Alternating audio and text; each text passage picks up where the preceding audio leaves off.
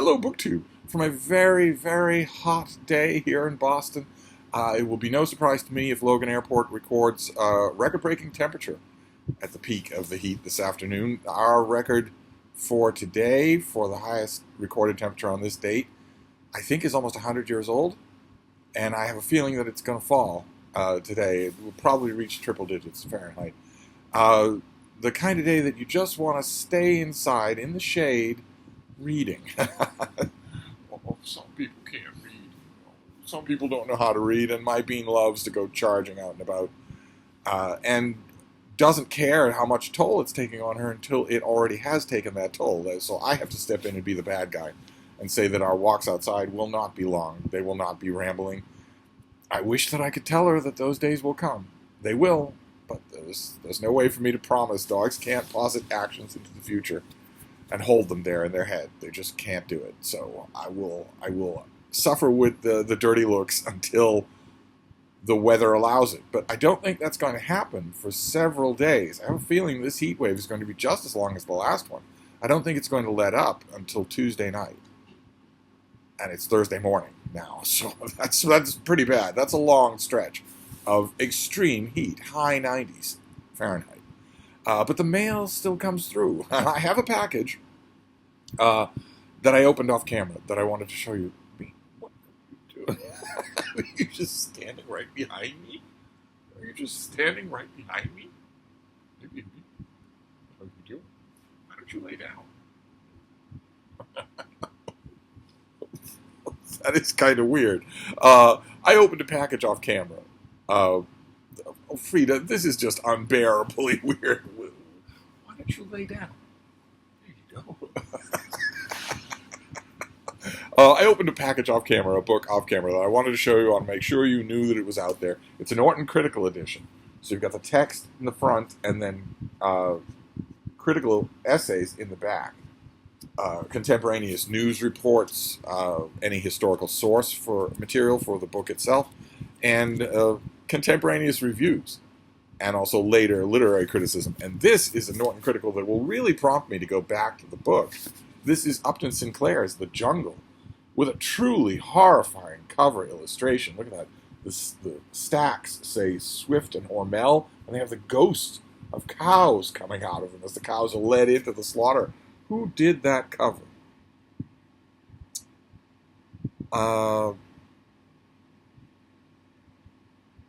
Yes, this is from a mural called For the Animals by Sue Coe, I think, is the artist, Sue Coe. Either way, pretty terrifying. This is, of course, a famous book that is a novel, but also functioned as an expose of the American meat industry, whose abuses are far less picturesque in 2022 than they were when this originally came out in 1906. But far more extensive.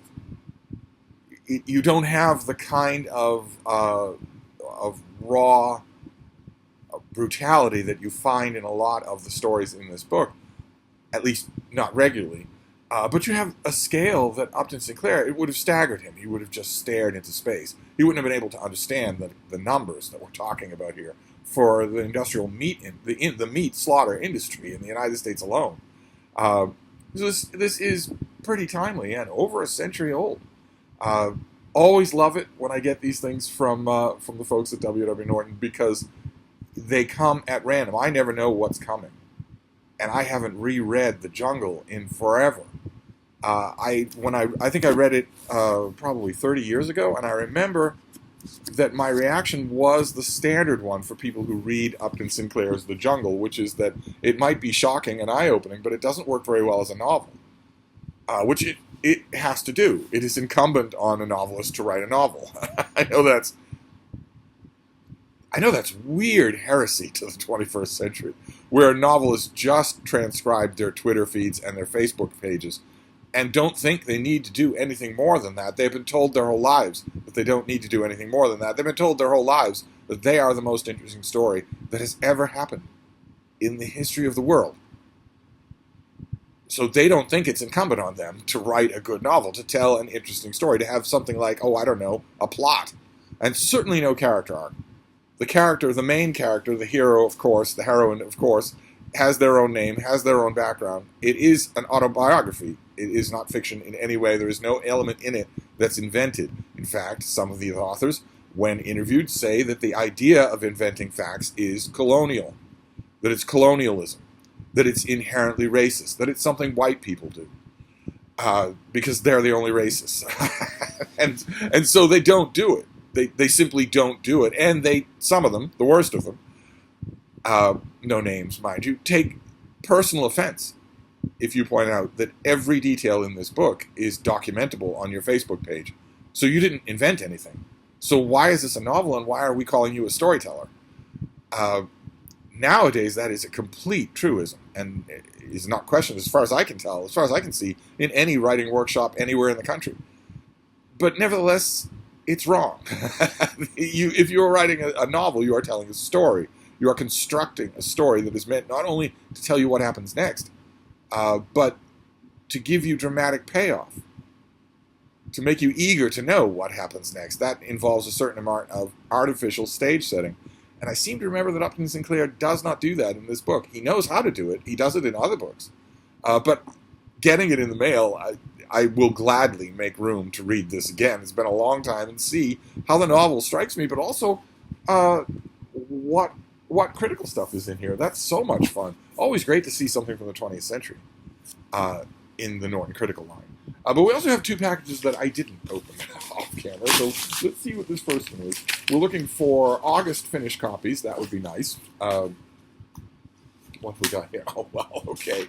All right, we're looking for August finished copies, but we don't have to go quite this far. That is exactly what this is. This is a book by G.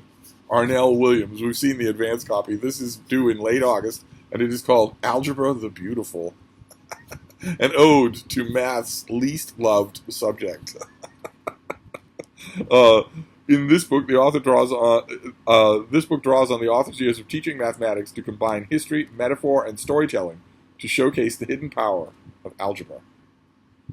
Whether finessing university and college rankings, following basketball statistics, comparing electronic devices and appliances, calculating rates of return on investments, inventing new games, and answering questions based on sheer curiosity, algebra acts as a brilliant, beautiful, and unifying conceptual tool. Just keep in mind there's a little error in that sentence. If you start off with whether and then introduce a series of alternatives, you are asking the reader to bounce between them, not to add them. So if you start with whether, you do not end with and. You end with or. But that's okay. that's okay. I don't believe this. I don't believe the claims in this book.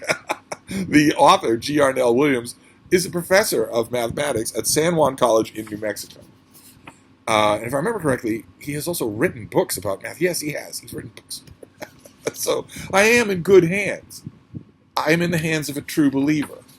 But I don't believe that this author can make algebra beautiful for me. I was one of the innumerable people, maybe you were one yourself, or on BookTube after all, who suffered at the hands of this horrible discipline when in school. But I have the advanced copy and I haven't got to it. I will get to this. I will read this tonight, probably pencil in hand to do calculations in the margins.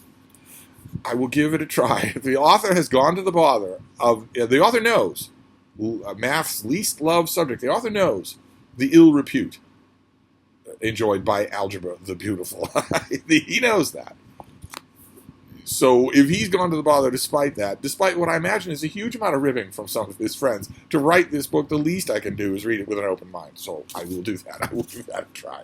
And then the final package here. We don't have to go on forever and ever. It's exceedingly hot. So let's do this final package. It's an advance copy, so it won't be a finished copy for August. It's from the folks at FSG. What have we got here?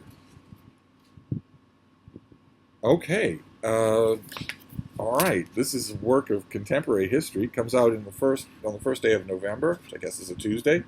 I don't know anything about this. This is by Shahan Mufti, and it's called American Caliph: The True Story of a Muslim Mystic, a Hollywood Epic, and the 1977 Siege of Washington, D.C. And there you have a gunman on the cover there. That is quite the cover. I was covering up that gunman. I don't want to do that. American Caliph. Uh, oh, okay. The sell sheet here tells me that the date printed on the book, the release date of November 1st, is not correct. This is actually coming out on November 22nd, so it comes out at the end of the month, not the beginning of the month. And in this book, Mufti, whose writing has appeared in the New York Times Magazine, Harper's, and the Atlantic, among others, tells the story of Hamas Abdul Khalis, the leader of the Hanafi movement, a black Muslim group that laid siege to 3 separate buildings in Washington, D.C. over the course of 2 tense days in March of 1977. I barely remember that story. I don't think I do at all. The Hanafi's act of terrorism was most immediately a protest against the premiere of the film Muhammad, Messenger of God, a historical epic about the life of Muhammad made by the Syrian-American filmmaker Mustafa Akkad, who would go on to produce John Carpenter's Halloween. But it was also in response to the brutal murders of 7 members of Khalil's own family carried out by members of the Nation of Islam in 1973. In order to tell this story in all its facets, the author sympathetically traces Hamas Abdul Khalil's life from his early days as a touring jazz drummer through his membership and acrimonious split from the Nation of Islam and his establishment with the support of Kareem Abdul-Jabbar of the Hanafi's headquarters in D.C. The author also tells the dramatic story of the making of Muhammad, Messenger of God, which was ultimately bankrolled by the Muhammad al-Gaddafi and completed in Libya, and gives us an in-depth, hour-by-hour account of the events of March 1977. Incredible. Incredible. I don't know anything about this. Every aspect of this, I'm going to learn a lot. I know barely anything. A tiny little thumbnail. Great. Okay, well, I'm not... Something wrong, baby. What you doing? Do you want to come down from there? Is that what you're hovering around? There you go. I won't be reading this until... November, until I get the finished copy. But even so, this is entirely fascinating. So I will learn a lot when I do read it. Great. Okay, fantastic. So that is our little mail for today. We have American Caliph by Shaham Mufti. We have Algebra the Beautiful, an ode to algebra. And we have one of the newest Norton Critical editions, which is Upton Sinclair's The Jungle. So the top 2 of these go on the rereading list, and the other one can wait. So that is a little bit of the mail for today.